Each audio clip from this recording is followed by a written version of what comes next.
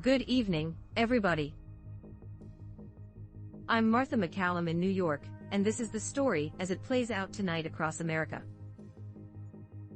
President Trump's first term bookend by calling out carnage in America. Here he is today announcing a surge of federal law enforcement officers that will go to Chicago and Albuquerque for now. Perhaps more places later, followed by the words of 2 Americans who lost innocent loved ones to this violence. No mother should ever have to cradle her dead child in her arms simply because politicians refuse to do what is necessary for this reason. Today, I am announcing that the Department of Justice will immediately surge federal law enforcement to the city of Chicago. Children are supposed to be our future, and not 4-year-old son didn't he make it to kindergarten. I stand here today as a mother fighting against the violence for my son legends. Every time I go to bed, every time I go out into the driveway, that memory comes by and it haunts me. Their stories were haunting. Today at the White House, the president's push in this effort harkens back to what some talked about in his inaugural address as a dark side of America. Remember this. Americans want great schools for their children, safe neighborhoods for their families.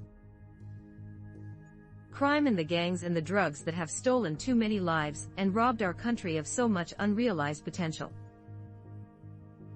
This American carnage stops right here and stops right now. So now on the cusp of a new election and a new wave of carnage that followed an economic surge flattened by the virus. Economic distress and now civil unrest. Individuals like this man and woman are making their demands on their government quite clear after they witnessed last night 15 people shot and wounded in their Chicago neighborhood. Listen to their words. How you define that space. Day in and day out. Weekend. Little children. And it's just unnatural. The doll is 5. It's like being in a war zone or Gob-s in. So it's unnatural, this violence. We need more cops and federal troops in Chicago because it's like we're in Iraq or something. Some suggest that their problems are not real, that it's all being exaggerated for election year politics. Sometimes when you analyze his moves and the words he uses and the decisions he makes, that we don't look at it as a play for votes per se. It might be. It also might be a play to just not leave. And it's something that a lot of people who know more about the rise of authoritarianism and things like it are looking at when it comes to this presidency.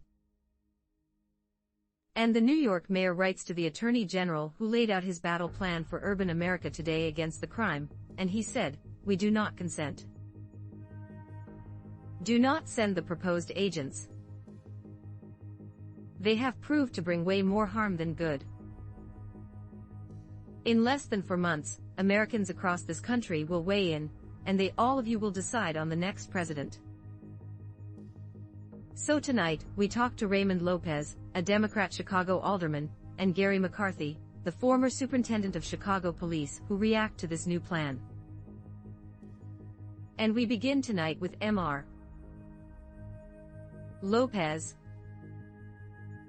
Thank you very much, sir. It's good to have you with us this evening. I want to start by playing this soundbite today from Mayor Lightfoot, who you have had a number of run-ins with. Here was her reaction to this plan. That's not democracy that we saw unfolding on the streets of Portland as a result of this federal action. That's what we called tyranny and dictatorship. And we are not having it in Chicago. What do you think when you hear that? You know, it's unfortunate because the mayor has been going back and forth with the president, who, you know, to be perfectly honest, I don't agree on many of his policies, but protecting our citizens should not be a partisan issue. As a Democrat, seeing my residents, seeing my family's gunned down was not a partisan issue. And for her to go for weeks on end, tweeting back and forth, and making all kinds of comments, and then finally admitting yesterday that she's open to having the FBI, DEA, and ATF come in. You know, those comments that she made, no reminding of how many lives were lost because of the politics of grandstanding in the city of Chicago. You know, it's interesting.